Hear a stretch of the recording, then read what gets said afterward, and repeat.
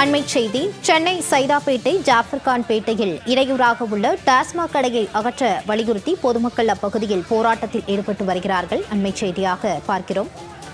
சென்னை சைதாப்பேட்டை ஜாஃபர்கான் பேட்டையில் குடியிருப்புகள், கோவில், மருத்துவமனை, பள்ளி அருகே உள்ள 729 எண் கொண்ட டாஸ்மாக் கடையை அகற்ற வலியுறுத்தி அப்பகுதியில் போராட்டத்தில் ஈடுபட்டு வருகிறார்கள் குடியிருப்பு வாசிகள். அண்மை செய்தியாக பார்க்கிறோம்.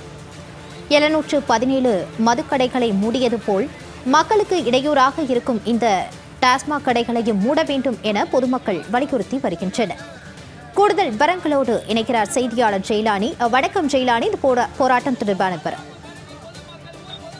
வணக்கம். சென்னை சைதாப்பேட்டை சட்டமன்ற தொகுதிக்கு உட்பட்ட ஜாஃபர்கான் பேட்டை கங்கை அம்மன் கோவில் தெருவில் பொதுமக்கள் வசிக்கக்கூடிய பகுதியில நீண்ட நாட்களாக மதுபான கடை செயல்பட்டு வருவதாகவும் தொடர்ச்சியாக தமிழக வெற்றி கழகம் சார்பில் கோயில்கள், பள்ளி, கல்லூரிகள் உள்ளிட்ட அந்த எஜுகேஷன் சிஸ்டம் இருக்கக்கூடிய பகுதிகளுக்கு அருகாமையில் இருக்கக்கூடிய அந்த மதுபான கடைகளை மூடுவதாக உத்தரவு பிறப்பித்திருந்தார்.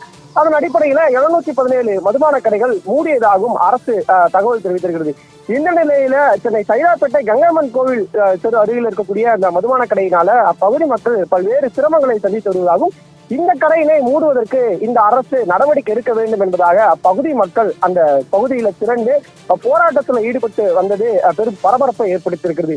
குறிப்பாக இந்த சைதாப்பேட்டை கங்கையம்மன் கோவில் தெரு அருகாமையில் இருக்கக்கூடிய இந்த மதுபான கடையினால பொதுமக்கள் பல இடையூறுகளை சந்திப்பதாகவும் இதற்கு அருகிலேயே பள்ளி, கல்லூரிகள் இருப்பதாகவும் அது மட்டுமல்லாமல் கோயில்கள், பேருந்து நிலையங்கள் என பொதுமக்கள் அதிகம் கூடக்கூடிய இருப்பதாகவும் தெரிவிக்கப்படுகிறது.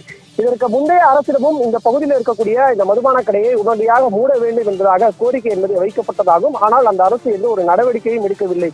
ஆனால் தற்போது இருக்கக்கூடிய தமிழக வெற்றி கழகம் அரசு ஏற்கனவே மதுபான கடையை மூடுவதாகவும் 717 மதுபான கடையை மூடியிருப்பதாகவும் தகவல் தெரிவித்திருக்கு. எனவே அந்த அடிப்படையிலே அதே விதிமுறைக்கு உட்பட்டு வரக்கூடிய அடிப்படையில தான் இந்த மதுபான கடையில் செயல்பட்டு வருகிறது. அருகாமையிலேயே பொதுமக்கள் அதிகம் கூடக்கூடிய கோயில்கள், பள்ளிகள் செயல்பட்டு வருகிறது. எனவே இந்த கடையை மூடுவதற்கான நடவடிக்கை எடுக்க வேண்டும்.